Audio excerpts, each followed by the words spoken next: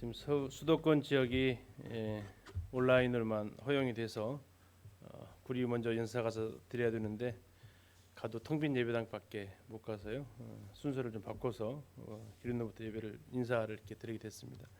우리 신혼부부 위해서 계속 기도해 주시면 감사하겠습니다. 자, 오늘은 사도행전 16장 27절부터 40절까지를 통해서 주 예수를 믿으라라는 내용으로 같이 이렇게 살펴보겠습니다. 지난달에 이 뒷부분까지 이렇게 계획을 했었는데 다 못해서 뒷부분 중심으로 같이 이렇게 살펴보겠습니다. 지난 시간에는 빌립보에 귀신 들린 소녀를 사도 바울이 귀신을 쫓아내고 그것으로 인해서 고난받고 그러나 하나님의 구원을 보는 장면까지 이렇게 보았습니다. 고통이 가져다준 기쁨이 있었죠. 귀신 들린 그 여종이 매일같이 사도 바울을 따라다니면서 증언했을 때 그로 인해서 사도 바울이 귀신을 쫓아내주고 그로 인해서 구원받는 모습을 보았습니다.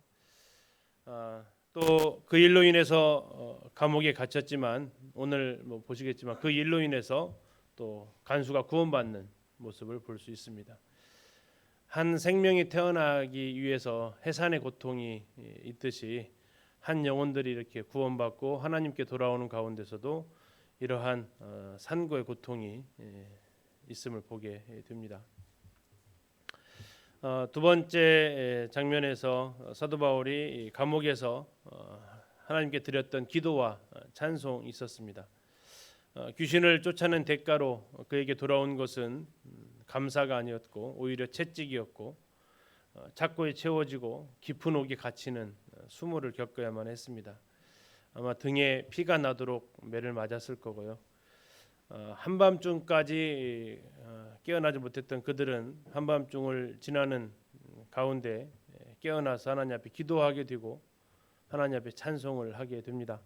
그리고 그 소리는 옥중에 퍼졌고요.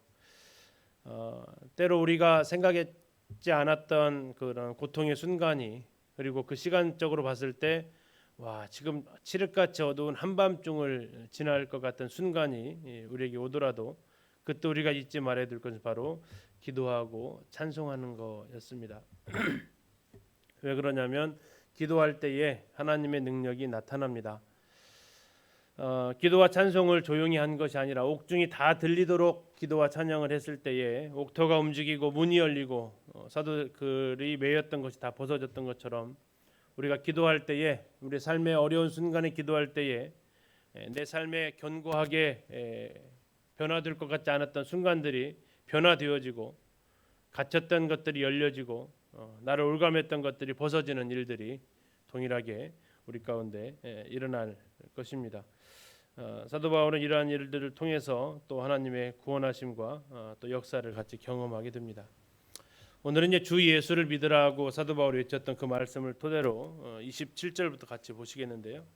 먼저 한번 생각해 보셨으면 하는 겁니다. 어떤 차이가 있을까요? 예수 그리스도와 그리스도 예수 무슨 차이가 있을까요? 예수의 뜻은 구원자입니다. 그리스도의 뜻은 기름 부음 받은 자입니다. 자, 그러면 이제 예수는 흔히 말하는 인성입니다. 우리 주님의 그리스도는 그분의 신성을 가리키고 있습니다. 보통 예수 그리스도는 인성을 보고 그 다음에 그분의 신성을 보았던 주님의 12 제자들에 의해서 많이 불려졌던 칭호였습니다. 그리고 그리스도 예수는 그리스도의 신성을 보고 그 후에 그분이 사람으로 오신 주님이구나라고 알았던 사도 바울에 의해서 많이 불려졌던 칭호이기도 합니다. 우리가 예수님을 사람으로 알았다가 그분이 하나님의 아들이셨구나라고 알 수도 있고요. 또 때로는 하나님의 아들이었는데 그분이 사람으로 오셨구나라고 고백할 수도 있겠습니다. 자, 우리는 예수 그리스도를 뭐라고 고백을 하시나요? 무엇부터 아셨습니까? 거기에 따라서 우리가 불러지는 호칭이 좀 달라질 수 있다는 겁니다. 또 한 가지 차이는요, 예수와 주 예수의 차이입니다. 자, 어떻게 다를까요? 우리 성도님들은 예수님 이렇게 많이 부르십니까? 주 예수님만 이렇게 많이 부르십니까? 그러십니까? 예, 그 예수라는 이름은 그냥 보통 명사입니다. 사람의 보통적인 이름입니다. 우리 주님 말고도 예수라는 이름을 가진 그 이름은 상당히 많이 있었습니다. 그래서 예수님 이름으로 기도하게 되면 엄연한 이름으로 누구를 대상으로 기도한 것인지 모를 수 있습니다.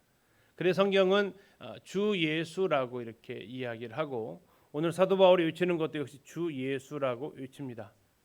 그러면 이 주 예수의 뜻은 무엇입니까? 나의 주인은 예수님입니다라는 뜻입니다. 나의 주는 예수님입니다. 그리고 예수님이 나의 주인이십니다라는 뜻을 가지고 있습니다. 그래서 우리가 기도할 때에 예수님의 이름으로 기도합니다라도 하지만 좀 더 정확하게 한다면 주 예수님의 이름으로 기도합니다가 더 정확한 표현이 되겠습니다. 하나만 더 보실까요? 주님과 주인님 무슨 차이가 있을까요?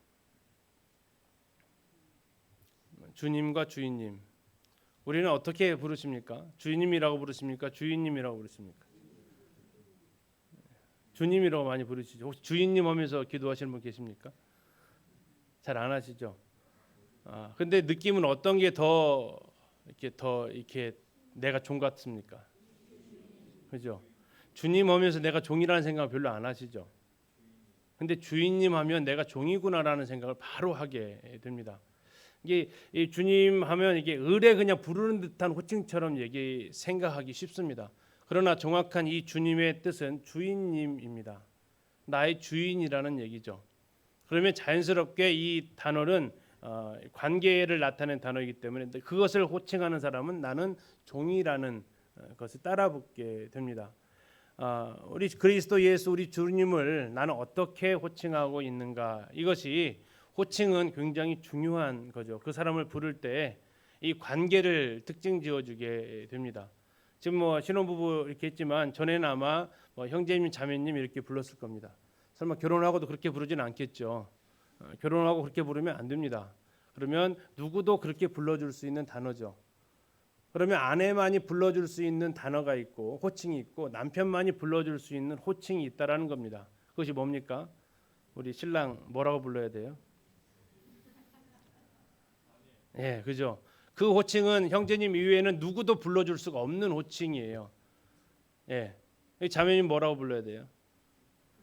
내 남편이라고 불러야 됩니다. 그 호칭은 자매님 이외에는 누구도 불러줄 수 없는 거예요. 그리고 그것을 통용하는 것이 이제 여보라는 단어를 씁니다. 결혼하고도 뭐 이렇게 자기야 누구 아빠, 이 호칭은요 누구도 불러줄 수 있는 호칭입니다. 그러면 나도 역시 그런 대중 속에서 나로 존재해달라는 얘기가 돼요. 그렇게 부르지 마시고 아이가 생기셔도 여보하고 부르십시오. 그것은 나만이 불러줄 수 있는 호칭 아닙니까? 여보 뜻이 뭡니까? 보배 같은 사람이라는 뜻입니다. 같을 여자의 보배 보자입니다. 이게 여보한다는 얘기는 나에게 보배 같은 사람이라는 뜻입니다. 나밖에 불러줄 수 없는 거예요. 내 남편, 내 아내를 향해서 나밖에 불러줄 수 없는 호칭입니다. 이 관계가 있습니다. 자, 이건 이제 신랑 신부를 위해서 특별히 1분 했습니다. 자, 우리에게 성도들에게 있어서 역시 이 예수님을 가리킬 때 주 예수님 이렇게 불러주시는 것이 합당합니다. 좀 더 하면 잊어버릴 것 같으면 나의 주인이신 예수님 하셔도 좋겠습니다. 우리가 너무나도 쉽게 주님 주님 합니다. 근데 정말 이게 나에게 나의 주인이라는 그런 고백이라면 괜찮습니다만 그냥 상투적인 호칭이라면 우리는 한번 재고해 볼 필요는 있겠습니다. 오늘 이 예수님에 대해서, 그분이 나의 주인이심에 대해서, 그리고 나의 주님이라 고백하는 사람은 어떠한 삶을 살아가는지, 또 그러한 사람들로 이루어진 교회의 아름다움에 대해서 같이 이렇게 보도록 하겠습니다. 자, 이제 오늘까지 하면 빌립보가 마무리가 되겠습니다. 지난번에 이제 루디아의 교회 터를 보셨고, 그리고 이제 바로 지난번에는 사도 바울이 갇혔던 감옥 터를 같이 보셨습니다. 오늘은 빌립보에 가면 또 하나 볼 수 있는 유적을 잠시 좀 보고 가려고 합니다. 지금 이 팔각형 안에 채워져 있는 건물입니다. 여기를 가리켜서 이제 옥타곤 교회라고 합니다. 옥타곤이라는 뜻은 팔각형이라는 뜻을 가지고 있습니다. 이 옥타곤 교회를 인공위성이 찍은 사진을 보면 이렇게 생겼습니다. 이 모습 자체가 이제 팔각형이 되어져 있는데요. 모형도가 이렇게 되어져 있습니다. 가운데 부분이 지금 이제 여기 나와 있는 이 부분들 있죠. 여기가 지금 팔각형입니다. 여기가 팔각형에서 옥타곤 교회라는 이름이 붙였고요. 이 부분이 팔각형으로 되어져 있습니다. 교회 가장 그 가운데 부분입니다. 그리고 이제 여기가 있는 곳이 침례터가 지금 여기에 예배당 바로 옆에 침례터가 발견이 됐고요. 이따 확인 한번 하겠습니다. 그리고 더 위로 올라가면 이제 목욕탕도 있었고, 다음에 여기는 예배당의 비잔틴 시대의 특징은 예배당 앞에 늘 정원이 있습니다. 아트리움이라고 하는 이런 정원이 이렇게 있고요. 또 지금 이쪽 보이는 곳에는 이 빌립보 교회, 옥타곤 교회 장로들이 거처했던 사택 이렇게 또 같이 이렇게 있었습니다. 초기에 발굴되었던 당시의 인공위성 사진인데요. 지금은 이렇게 지붕이 씌워져 있습니다. 이 부분이 지금 여기에 있는 부분이 이렇게 지붕으로 씌워져 있는 이 부분인데, 그 지붕을 씌워놓은 이유는 무엇인가 보호하려고 했다라는 거죠. 뭘 보호하려고 했냐면 이 모자이크를 보호하려고 했습니다. 이 옥타곤 교회는 교회사적으로 중요한 교회입니다. 313년 콘스탄티노플 황제에 의해서 기독교가 국교로 공인된 이후에 처음으로 세워진 교회가 바로 이 교회입니다. 그때 당시 기독교가 왜 다른 곳도 아닌 예루살렘이나 베들레헴도 아닌 이곳에 첫 교회를 세웠을까요? 이것은 바로 빌립보 교회의 상징성을 갖고 있기 때문에 그렇습니다. 빌립보 교회가 유럽의 최초의 교회이지 않습니까? 그래서 그들은 아마 그러한 개념을 가지고 기독교가 공인된 이후에 처음 교회를 바로 이곳에 세운 것입니다. 모자이크에 가서 일부에 보면 이런 글귀가 쓰여져 있습니다. 해석이 어렵죠. 그래서 해석을 좀 해드리면요, 이렇게 써 있습니다. 사대 사람 포르피우스가 초대교회 지하 집회소이며 무덤 터 위에 예배당을 지어 사도 바울에게 봉헌한다, 이렇게 쓰여져 있습니다. 이 포르피우스라는 사람은 사대교회 출신의 빌립보 감독이었습니다. 그가 예배당을 지어서 하나님 앞에 드렸는데 사도 바울이 이곳에 처음 개척했던 교회이기 때문에 사도 바울에게 봉헌한다면서 썼습니다. 이 장소가 어디 장소였었냐면 초대교회 성도들이 기독교가 박해 시대에 지하로 가서 모였습니다. 로마에서 유명한 것이 카타콤이라는 게 있죠. 지하에 성도들이 모였던 곳. 그곳에 이제 성도들이 무덤과 같이 생활을 했던 곳이 이제 로마 지하교회라고 이렇게 보통 알려져 있습니다. 이 지하교회는 로마에만 있었던 게 아니고 로마 제국의 전 지역에 산재되어 있었는데 그 중에 하나도 역시 빌립보에도 지하교회가 있었다라는 것입니다. 그리고 그 지하교회는 동일하게 그 신앙을 위해서 지키다가 돌아가신 성도들의 시신을 안치해놓은 무덤이 그곳에 있었던 것이고, 성도들은 초대교회에 모일 때 우리처럼 이렇게 편안한 건물에 모이지 않고 지하로 들어가서, 그리고 그 지하는 당시 무덤으로 사용되어졌던 곳이었다는 거죠. 그런 곳에는 보통 로마 사람들이 잘 오지 않기 때문에 오히려 그들은 더 모이기에는 환경적으로는 열악했지만 그러나 그들이 로마의 눈을 피해서 모이기에는 더 적절했던 곳 같습니다. 아무튼 그곳 위에다가 예배당을 지었기 때문에 상당히 상징적인 의미를 가지고 있었던 것이고요. 신약 시대의 로마 지역에 마게도니아 직경 첫 성에 처음으로 세워졌던 교회가 빌립보 교회였다면 비잔틴 시대에 기독교 국교 이후에 또 최초로 세워진 교회가 바로 이 옥타곤 교회가 되겠습니다. 그 모자이크를 보면 이러한 모습이 나와 있는데요. 이게 뭐냐면 그림을 돌리면 이렇게 생겼습니다. 오늘 떼셨던 포도주 만찬잔이 모자이크로 처리가 되어져 있습니다. 그들이 매주 주의 만찬을 통해서 주님의 죽으심과 부활하심을 그리고 다시 오심을 기억했다라는 것을 중요시했다라는 것을 알 수가 있고요. 아까 보셨던 대로 그 뒤에는 이러한 침례터가 발굴이 되었습니다. 그리고 이 침례터에 물 공급하기 위해서 이제 바로 옆에 목욕탕 같은 시설도 있었죠. 또 이런 것들이 있으면서 이곳이 비잔틴 시대 교회였다라는 것을 알 수 있게 되었습니다. 그리고 오늘 그 교회의 모태가 되었던 빌립보 교회 초대 교회의 모습도 오늘 같이 이렇게 살펴보려고 합니다. 자, 사도행 16장 27절부터 33절까지의 말씀 제가 좀 빠르게 읽겠습니다. 27절부터 보시면요. 성경을 좀 같이 펴셔서 같이 보셔도 좋겠습니다. 자, 간수가 자다가 깨어 옥문들이 열린 것을 보고 죄수들이 도망한 줄 생각하고 칼을 빼어 자결하려 하거늘 바울이 크게 소리질러 이르되 내 몸을 상하지 말라 우리가 다 여기 있노라 하니 간수가 등불을 달라가며 뛰어들어가 무서워 떨며 바울과 실라 앞에 엎드리고 그들을 데리고 나가 이르되 선생들이여 내가 어떻게 하여 구원을 받으리이까 하거늘 이르되 주 예수를 믿으라 그리하면 너와 내 집이 구원을 받으리라 하고 주의 말씀을 그 사람과 그 집에 있는 모든 사람에게 전하더라. 그 밤 그 시각에 간수가 그들을 데려다가 그 맞은 자리를 씻어주고 자기와 그 온 가족이 다 세례를 받은 후 그들을 데리고 자기 집에 올라가서 음식을 차려주고 그와 그 온 집안이 하나님을 믿음으로 크게 기뻐하니라.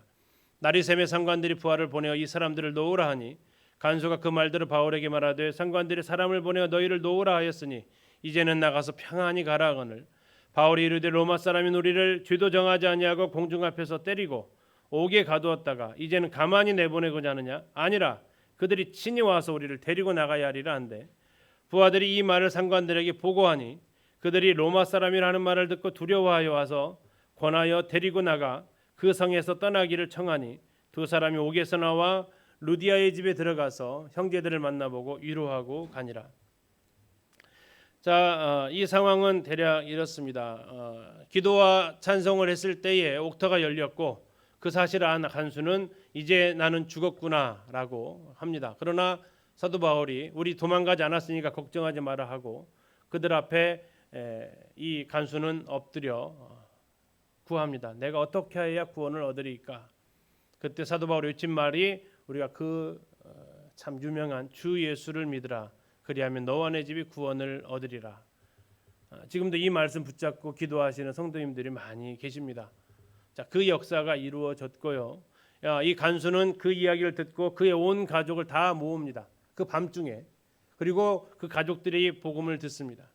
그리고 그들에게 놀라운 구원의 역사가 일어났고 그들을 데리고 가서 침례를 바울이 줍니다. 또한 간수는 이제 사도 바울이 그 매맞았던 곳들을 다 씻어주고 음식을 대접하고 다시 감옥에 이렇게 보내죠. 아직 석방을 하면 안 되니까. 자, 그리고 나서 이제 상관들이 와서 이제 됐으니까 그 사람들 추방시켜라 합니다. 그때 바울이 발끈하죠. 나는 로마 사람인데 어떻게 내가 이렇게 불의한 재판을 받았는데 이렇게 나를 대우하고 가만히 내보내려고 하느냐. 그럴 수 없다. 직접 와서 나한테 사과하고 여기에 대해서 책임을 지고 나를 대우하면서 내보내라. 자, 이 사실을 간수가 다시 상관들에게 알립니다. 상관들이 로마 사람이라는 얘기를 듣고 와가지고 사도 바울에게서 얘기합니다. 아마 거의 100% 이렇게 있겠을 거예요. 진작 말씀하시지 왜 이제 로마 사람인 걸 이제 얘기하십니까? 진작 얘기했으면 저희가 이렇게 무리하게 하지 않았을 겁니다. 죄송합니다. 제발 이 일을 좀 무마해 주십시오 하면서 정말 공손하게 대접하면서 나가달라고 부탁을 했을 겁니다. 자, 아무튼 이렇게 해서 바울은 이 사과를 받고 바로 나가지 않습니다. 루디아의 집에 있는 빌립보 교회에 찾아가서 위로하고 가게 됩니다. 자, 그 내용을 통해서 오늘 조금 더 깊게 살펴보도록 하겠습니다. 자, 자다가 간수들이 깨어났습니다. 왜 깨어났을까요? 지진이 일어났으니까요. 뭐 대단한 지진이 일어난 것 같습니다. 그래서 그들이 깜짝 깬 겁니다. 자, 깨자마자 뭘 확인합니까? 옥문이 열렸다라는 것을 바로 보게 됩니다. 자, 이 죄수들은 옥문이 열리면 당연히 타로 가게 될 수밖에 없기 때문에 그건 뭐 재론의 여지가 없었습니다. 죽었구나. 왜냐하면 당시 사도행 12장 19절에 봐도 베드로를 가둬뒀던 그 사람들이 천사가 베드로를 데리고 나가죠. 그것이 헤롯이 그 죄를 물어서 그들을 죽이게 됩니다. 왜냐하면 간수는 죄인이 타로 가게 되면 자신의 생명으로 그들의 생명을 대신해야 되었던 것이 당시 로마의 법이었기 때문에 자기들은 이제 그렇게 죽느니 그냥 자결하겠다라고 선택을 한 겁니다. 그런데 바울이 크게 소리를 지릅니다. 뭐라고 하냐면 우리가 다 여기 있다. 우리 도망가지 않았다. 죽지 말아라 라고 외치게 됩니다. 우리가 다 여기 있노라. 자, 사도 바울이 그 한밤중에 기도했다고 그랬잖아요. 그래서 기도 중에서 무슨 기도는 안 했다고 그랬죠? 제발 여기서 좀 건져내 주십시오라는 기도는 안 했을 거라고 우리가 지난번에 봤어요. 왜 그러냐면 안 도망가잖아요. 여기서 제발 좀 건져내 주십시오 하면은 주님 우리를 풀어주시는구나 하고 나갔을 텐데 안 나가요. 무엇인가 하나님의 뜻하신 계획이 있다는 것을 알게 되었던 겁니다. 아무튼 이 소리를 듣고 간수는 등불을 달라고 해서 깊은 옥에 있었기 때문에 그 안으로 뛰어 들어갑니다. 그리고 바울과 실라를 확인하고 무서워서 벌벌 떱니다. 왜 무서웠을까요? 이들은 과연 누구냐 이거죠. 이들은 과연 누구냐. 그리고 그 앞에 엎드립니다. 엎드린다는 얘기는 그들을 향해서 이건 정말 범상치 않은 인물들이구나라는 것을 그가 느꼈다라는 거죠. 자, 그리고 나서 바울과 실라를 깊은 옥에서 이제 지상으로 데리고 아마 나왔을 겁니다. 데리고 나와서 얘기합니다. 선생들이여, 내가 어떻게 하여야 구원을 받으리이까? 자, 여기에 사용되어진 단어가 선생들이여라고 나와 있는데 조금 더 정확히 이 헬라어를 번역한다면 주여라고 번역되어져도 괜찮습니다. 단순한 선생들이 아니고 주님 이렇게 얘기하는 겁니다. 헬라어로 큐리오스입니다. 주여, 내가 어떻게 해야 구원을 얻겠습니까? 받을 수 있겠습니까? 자, 이 질문은 좀 당돌하지 않습니까? 차근차근 질문한다면 어떤 질문을 먼저 했어야 될까요? 어떻게 도망가지 않으셨습니까? 이게 먼저 질문이 나와야 될 법한데 그 질문부터 하기 전에 먼저 얘기합니다. 내가 어떻게 하여야 구원을 받을 수 있습니까? 느닷없이 이 두 바울과 실라한테 구원을 얘기합니다. 내가 어떻게 해야 구원을 받을 수 있습니까? 도대체 사도 바울이 누구인 줄 알고 이런 얘기를 했을까요? 아마 사도 바울이 다닐 때에 여종들이 귀신 들린 여종이 외쳤던 얘기가 있었죠. 무슨 얘기를 했습니까? 이 귀신 들린 여종이 외쳤던 말이 뭡니까? 귀신들이 이렇게 얘기합니다. 이 사람들은 지극히 높은 하나님의 종으로서 구원의 길을 너희에게 전하는 자라라고 이렇게 외쳤어요. 귀신의 여종이. 이 간수들도 이 귀신의 여종이 외쳤던 그 소리를 아마 기억하고 있었던 것일까요? 아니면 옥중에서 기도하고 찬송하는 그 소리를 그들이 들었을까요? 아니면 갑자기 옥문이 열렸음에도 불구하고 도망가지 않았던 이들의 모습에서 그들은 무엇인가를 생각하게 되었을까요? 성경은 거기에 대해서 아무 얘기를 하고 있지 않습니다. 그러나 어쨌든 이 간수들은 이 상황에서 자기가 지금 죽으려고 했었잖아요. 자결하려고 했었습니다. 이 상황에서 그러면 자기가 어떻게 구원함을 받을 수 있을지에 대해서 바울과 실라에게 묻게 됩니다.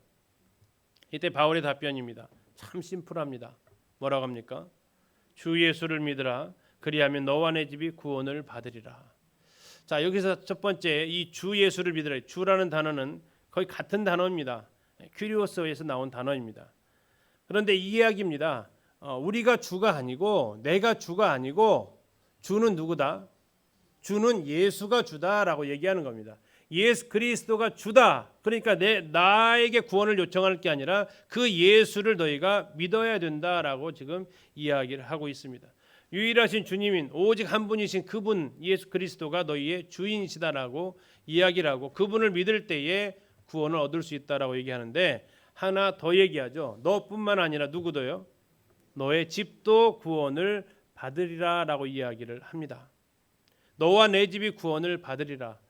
이 말씀 가지고 참 많은 성도들 기도하고 계시죠. 부모들을 위해서 자녀들을 위해서 기도하시는 많은 성도들이 있습니다. 이 말씀이 어떻게 응답이 되었을까요? 왜 이렇게 내 가족은 그렇게 더디기만 할까요? 그런데 이 빌립보 간수는 어떻게 그렇게 빨리 이 약속이 이루어졌을까 하는 애탐이 우리 성도님 가운데 많이 계실 겁니다. 성경에서 한 사람으로 인해서 가족이 구원받은 경우가 있나요? 누가 있죠? 예, 그렇습니다. 기생 라합이 있습니다.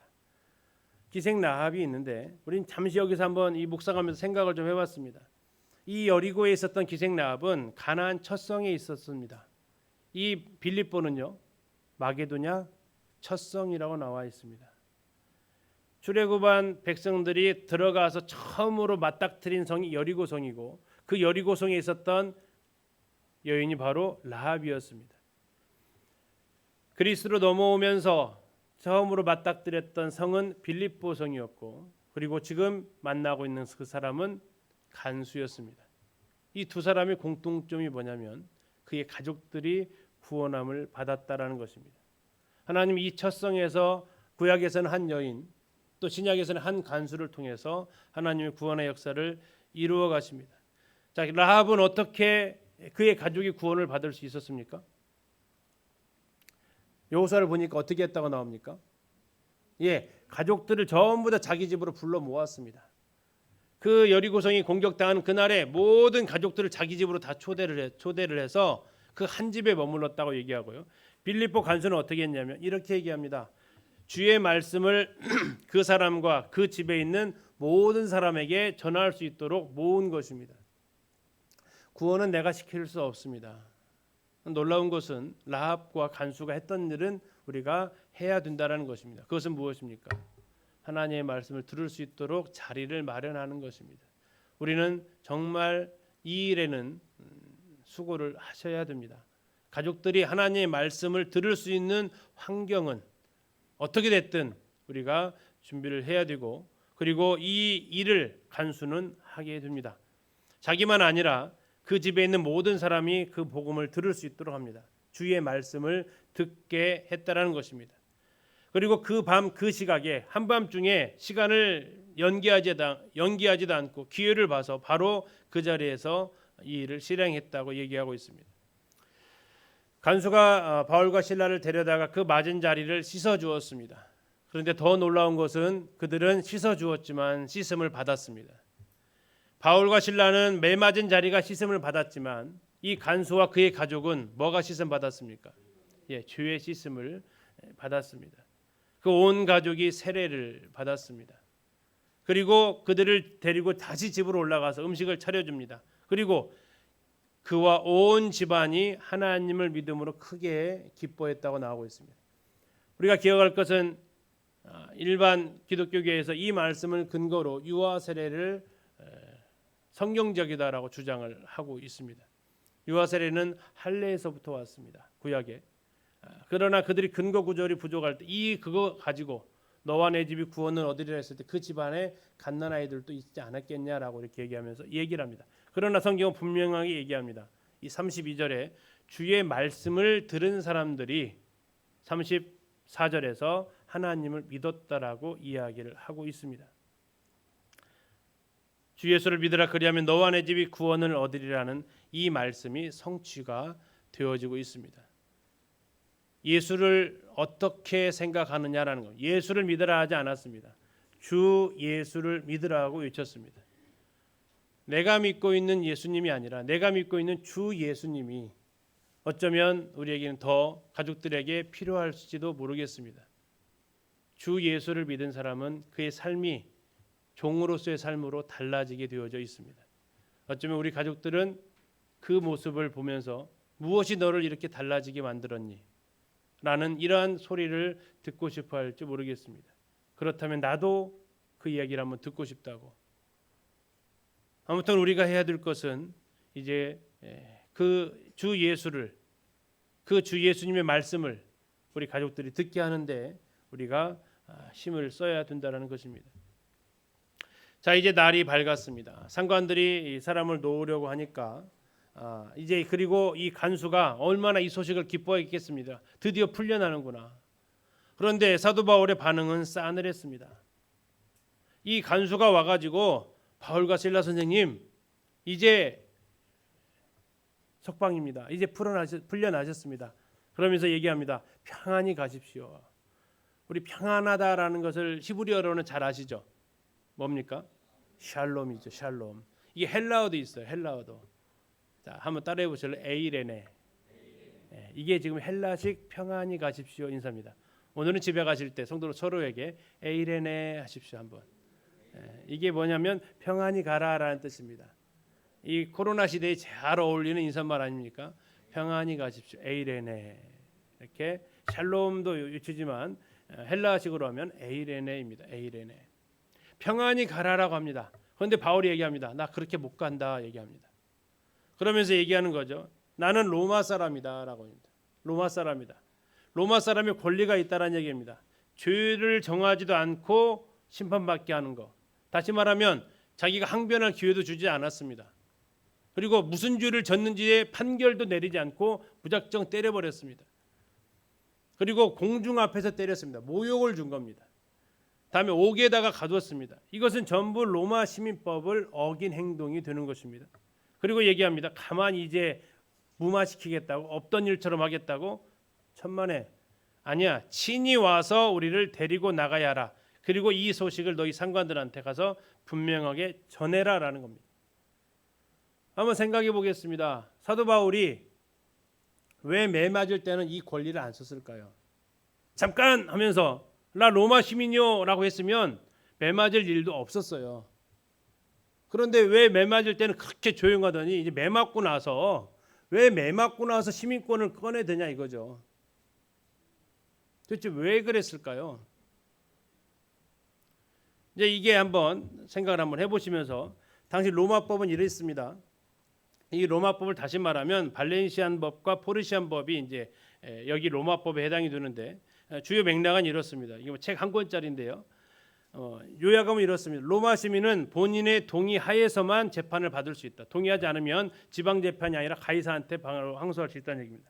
지방 법률에 따라 재판받기가 곤란한 문제일 경우에 지방 당국자가 아닌 황제에게 재판을 받기 위해서 호소할 수 있다라는 겁니다. 세 번째, 각 행정구역의 로마 총독도 이게 저기 우리 사도 바울의 나중에 보면 벨릭스나 베스도 이런 사람들입니다. 총독들도 죄의 규명이나 재판을 거치지 않고 로마 시민권자에게 채찍으로 때리는 것, 고문하는 것 내릴 수 없다라는 겁니다. 마지막, 각 행정구역의 로마 총독은 피고가 로마인인 경우 어느 때라도 로마의 황제에게 호소할 수 있도록 길을 열어주어야 한다라는 게 로마 시민법이고요. 그래서 지금 이 법을 들이게 되면 이 빌립보에 있었던 이 사람들은 처벌을 받게 되는 것입니다. 그런데 우리가 생각해 보는 것은 왜 바울은 맞을 때는 안 썼냐 이거죠. 맞을 때 썼으면 더 깔끔하지 않을까요? 왜 그랬을까요? 참 생각을 좀 해보고 이거 가지고 한번 얘기해봐도 참 좋을 것 같습니다. 왜 안 썼을까요? 그런데 쭉 다른 서신서를 봤을 때 바울의 일관적인 모습이 이랬습니다. 바울은 자기를 위해서 권리를 행사하지 않아요. 고린도에서 이렇게 얘기합니다. 만일 음식이 내 형제를 실족하게 한다면 나는 영원히 고기를 먹지 않겠다. 그렇게 해서 내 형제를 실족하지 않게 하겠다. 자, 사도 바울에게는 무슨 권리가 있었습니까? 예, 고기를 마음껏 먹을 수 있는 권리가 있었다라는 것입니다.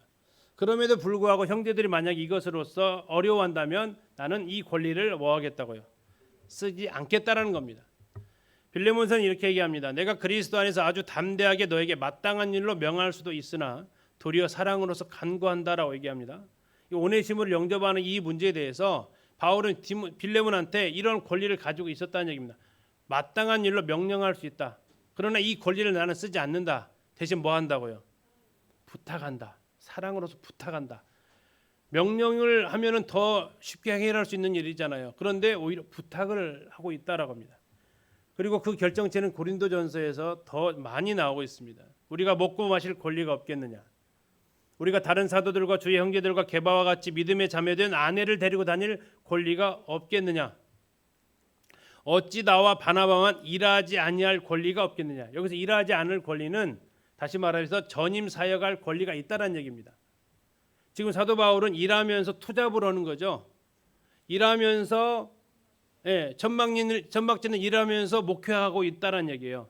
그런데 당시에 사람들을 보면 천막짓는 일 하지 않고 그냥 이 일에 전념하면서 사역을 할 수 있었다는 얘기예요. 사도권을 가지고 있어서 베드로와 다른 제자들이 그렇게 사역을 했기 때문에 자신도 역시 일하지 않으면서 이게 생계를 위한 직업을 갖지 않고 이 일만 온전히 할 수 있었다는 얘기예요. 그럼에도 불구하고 자기는 누가 자기 비용으로 군 복무를 하겠느냐? 지금 사도 바울은 군 복무를 하는데 무슨 비용으로? 내 돈 쓰면서 내 돈 비용하겠다는 얘기예요. 하고 있다는 얘기예요. 누가 포도나무를 심고 그 열매를 먹지 않겠느냐? 포도나무를 심었지만 그 열매는 따지 않았다는 얘기예요. 누가 딴 거예요? 다른 사람이 따서 먹으라고 한 거예요. 양떼를 기르고 양떼의 젖을 먹지 않았다는 얘기예요. 양떼를 기른 사람은 양떼의 젖을 먹을 권리가 있는데 그걸 안 썼다는 얘기예요. 왜 그렇게 했느냐? 우리가 이 권리를 쓰지 아니하고 범사에 참는 것은 그리스도의 복음에 아무 장애가 없게 하려 함이다라고 얘기합니다. 이 모든 내가 권리를 다 써서 했다면 이 복음이 확장되는 일에 장애가 되었을 것을 그는 생각을 했고, 그래서 이 권리를 자기는 포기했다라고 하는 것입니다. 사도 바울의 삶이 이랬다는 얘기입니다. 다시 말하면 왜 권리를 쓰지 않았을까요? 그것은 자기를 위한 거였습니다. 그 권리를 썼다면 그는 결국 핍박받지 않기 위해서 시민권을 쓴 것밖에 되어지지 않습니다. 예수님도 자신의 권리가 있으셨습니다. 떡 만들어 드실 권리가 있어요, 없어요? 40일 줄였으니까. 있잖아요. 높은 곳에서 뛰어내려서 다치지 않으실 권리를 가지고 계시다고요. 그러나 그 권리는 전부 누구를 위해서 쓰는 겁니까? 자신을 위해서 쓰는 거라고요.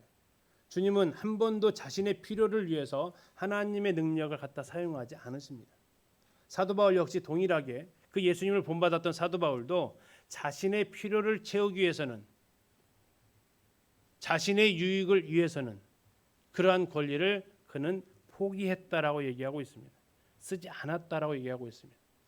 우리 성도님들은 그리스도를 믿은 이후에 나에게 마땅히 내가 누릴 권리들이 있으십니다. 그것을 어떤 걸 포기했는가를 한번 생각해 보시죠. 나를 위해서 내가 포기한 거 말고요. 아니, 내가 나를 위해서 쓸 수 있음에도 불구하고 내가 복음을 위해서, 교회를 위해서 나는 이것을 쓰지 않겠다. 성도들을 위해서 나는 이 권리를 사용하지 않겠다라고 한 거. 이게 바로 아까 말씀드린 예수를 주로 고백한 사람들의 삶의 모습이다 이거죠. 누가복음에서 우리는 충격적인 장면을 봅니다. 저 마찬가지 봤습니다. 주님이 이렇게 얘기하십니다. 종이 밭에 나와서 일하고 왔습니다. 그러면 주인이 아이고 수고했다. 내가 밥 차려줄게. 밥 먹어라. 그렇게 할까요? 그렇게 안 한대요. 오히려 자 일하고 왔냐? 그러면 밥상 좀 차려라. 그리고 나 먹은 다음에 너 먹어라. 이게 주인과 종의 바른 관계라고 얘기하십니다. 그리고 종 너는 반드시 이렇게 대답을 해야 된다. 뭐라고요? 우리의 하여야 할 일을 한 것뿐입니다. 나는 무익한 종입니다. 이게 예수를 주로 고백한 사람들의 고백이란 얘기죠. 오늘날 교회가 시끄러운 이유가 무엇입니까? 왜 성도들 사이에 다툼이 일어나고 시끄럽습니까? 내 권리를 주장하기 때문에 그렇습니다. 나는 그런 무시당할, 또는 내가 그렇게 나는 충분히 그런 대접받을 자격이 있어. 이러한 생각이 교회 안에 들어오게 되면 교회는 시끄럽고 어지럽습니다. 이것은 예수를 주로 고백한 사람의 태도가 아니라는 것이 사도 바울의 이 모습 통해서 드러납니다. 왜 맞기 전에 썼으면 편했을 거 아닙니까? 그렇게 되면 그는 항상 자신의 이 시민권을 자기를 위해서 쓰고 다닐 겁니다. 주님이 그렇게 안 하셨다라는 거죠. 그는 근본 하나님의 본체시나 하나님과 동등됨을 취할 것으로 여기지 않으셨습니다. 마땅히 하나님 대우를 받을 수 있는 권리가 있으셨지만 그분은 그것을 포기하셨다는 거예요. 왜 포기했을까요? 그 권리 주장하면 어떻게 됩니까? 죽으실 수 없는 거예요. 그 권리를 주장하시면 그분은 죽으실 수 없습니다. 그래서 사람들과 같이 되셨고 사람의 모양으로 나타나셨고 죽기까지 복종하십니다. 자유자의 권리가 있는데 종의 의무를 그분은 담당하셨습니다. 그걸 사도 바울은 잘 알고 있었고 자신을 위해서 그는 권리를 쓰지 않습니다. 그럼 이 순간에는 왜 썼을까요? 이 순간에 사도 바울은 빌립보를 나가는 입장에서 왜 썼을까요? 만약 이대로 그냥 조용히 나가면 빌립보 교회는 어떻게 될까요? 그 사도 바울 매맞았던 불법을 행했던 사람에 의해서 개척된 교회가 됩니다. 그렇게 되면 로마 빌립보 교회는 어떤 입장이 될까요? 사도 바울이 떠나고 나면 더 어려워지는 교회가 됩니다. 핍박받게 됩니다. 그래서 이 교회를 보호해야 될 책임이 있었고 그에게 무슨 혜택이 있겠습니까? 정중히 대접받으면서 가는 게 그에게 무슨 유익이 있겠습니까? 그는 그를 위해서 쓰지 않았습니다. 마지막에 그가 어떻게 합니까? 마지막에 갈 때 제발 좀 떠나십시오 했더니 40절에 두 사람이 어떻게 했다고요? 루디아의 집으로 찾아갑니다. 왜 루디아의 집으로 찾아갔을까요? 누구 보라고요? 이 상관들 보라고요. 너희들 지금 나한테 이런 피해를 끼쳤지만 내가 속해 있는 이 사람들을 향해서 동일한 피해를 주지 말 것을 지금 행동으로 말하고 있는 것입니다. 그는 루디아의 집을 찾아가서 거기에 모여 있는 형제들을 만나게 됩니다. 누가 모여 있었을까요? 그 루디아의 집에 누가 모여 있었을까요? 첫째는 같이 떠났던 두 사람이 있었을 겁니다. 디모데하고 누가 있었겠죠. 그렇죠? 다음에 루디아와 그때 함께 구원받았던 자매들이 있었을 겁니다.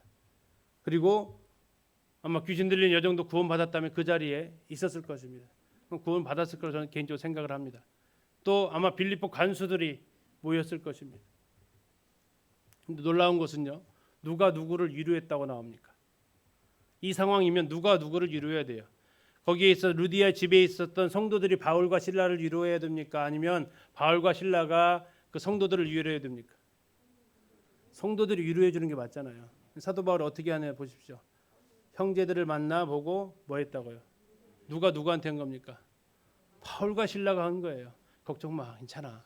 그리고 내가 이런 일로 이렇게 했지만 나 여기에 대해서 상관들로부터 분명히 법적 소명 다 받았고 이 일로 인해서 오히려 너희들한테는 더 함부로 못할 거야.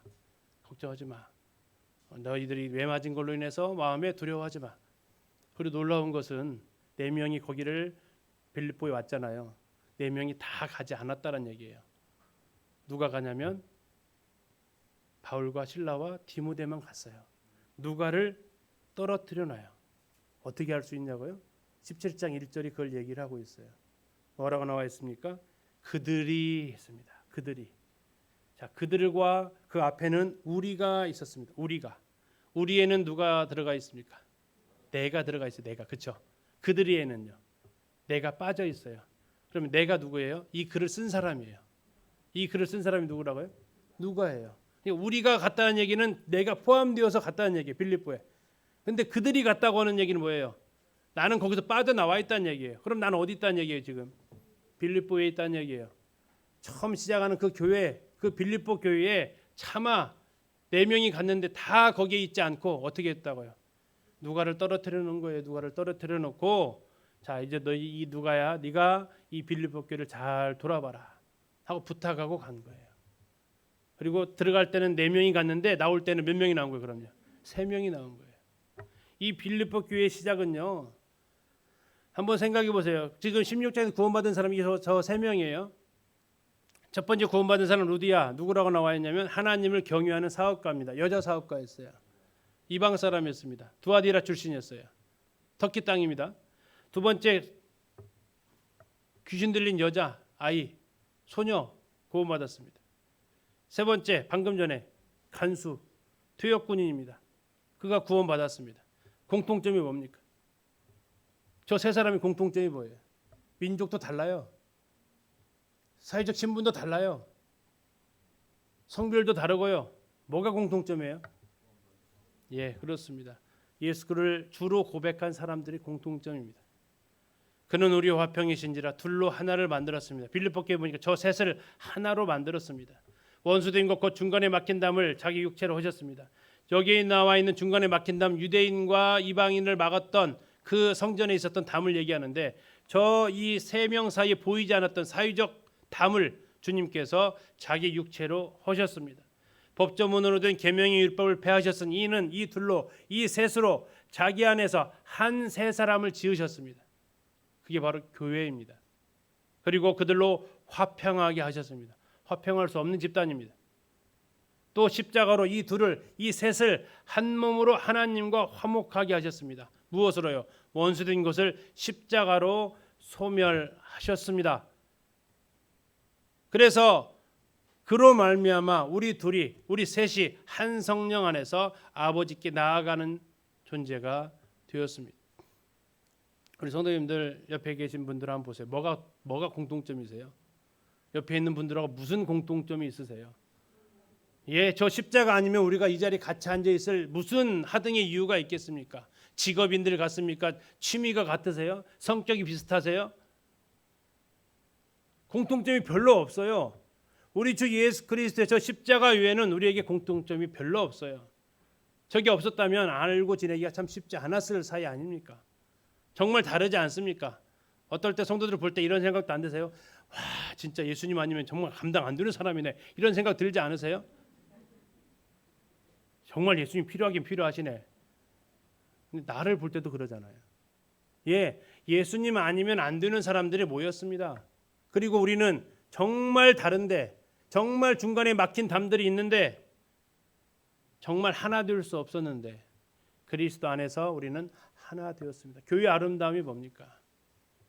지금 2층에 모친 부침들 계시지만 저 어르신부터 저 6층에 있는 학교 들어가지 않은 그 어린아이까지 한 곳에 모일 수 있는 공동체가 어디에 있어요? 이 땅에. 취미별로 모이고 직업군으로 모이지만 갓난아이부터 할아버지 할머니까지 하나 된 마음으로 모일 수 있는 곳은 교회밖에 없습니다. 무엇이 그들을 하나로 묶어줍니까? 저 십자가가 우리를 하나로 묶어줍니다. 우리는 한 세 사람이 되었습니다. 교회가 되었습니다. 이것이 무슨 능력입니까? 복음이 가져다 준 능력입니다. 예수를 주로 고백한 사람들의 모임입니다. 그리고 이 교회는 어떻게 유지됩니까? 자기를 위해서 자기 권리를 쓰지 않는 사람들에 의해서 이 교회는 유지되어집니다. 그래서 이 빌립보 교회는 어떠한 교회로 사도 바울에게 남아 있습니까? 기도할 때마다 감사하는 교회로 사도 바울은 빌립보 교회를 기억한다고 빌립보서에서 그는 그렇게 고백을 하고 있습니다. 예, 기린노 교회가 바로 그와 같은 교회가 되기를 기도합니다. 감사합니다.